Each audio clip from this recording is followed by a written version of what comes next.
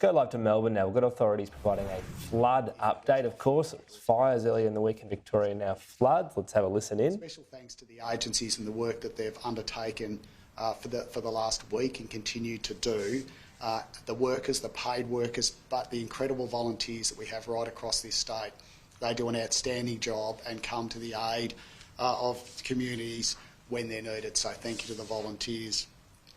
As I said, there are still some risks out there with the floods and some water out there in a number of areas, including Sale. So we'll continue to do the work, but it is easing for the most part, but a couple that still need to peak, but the rain largely has moved on. So thanks again for the work that everyone's undertaken. Thank you, Commissioner. Just an update from a flooding perspective. I'll start in Gippsland area with the Michell River. The Michell River has peaked at around 6.51 metres earlier this morning and is receding. Its current level is about 6.47 metres. There's been minimal impacts, some local impacts that locals in Bairnsdale are aware of and are managing, and our crews remain on scene there to support the community as the floodwaters recede in Bairnsdale over time. In regards to Sale, the Thomson River will peak, and in good news, it is expected to peak now at a moderate level at 3.7 metres rather than the initial expected major flood level of 4 metres. So that's great news for the local community in Sale, as well as our members that remain out there to support them through this flooding event. There is still a potential for around 60 homes in that area to be isolated as a result of this flooding event. We door knocked 120 properties yesterday, and those residents are fully aware of the potential impact and what it means for them in the local area.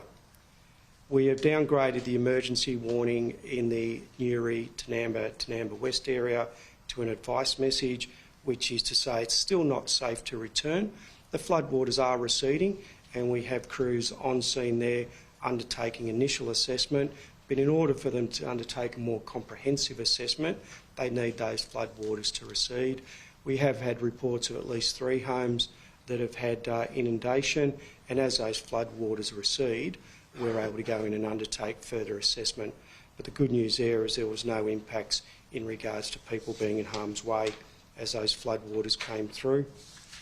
I reiterate again the message from our Minister and the Commissioner in regards to entering floodwaters.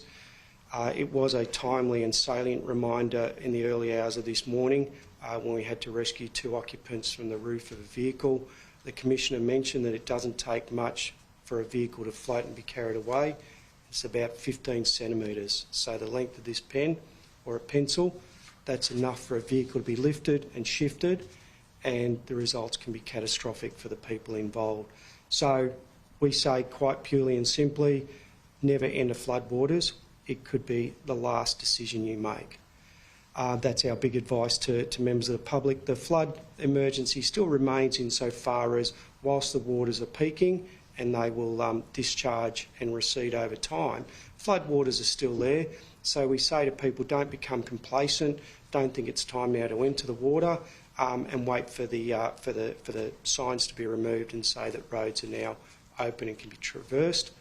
If people want up-to-date information in regards to road closures, the Vic Roads app or the traffic app is where they should go to get the most up-to-date message around road closures. We encourage everybody to download and monitor the Vic Emergency app. That is the primary platform through which we issue our timely, relevant and tailored warnings to the community. That's the best place to be monitoring that.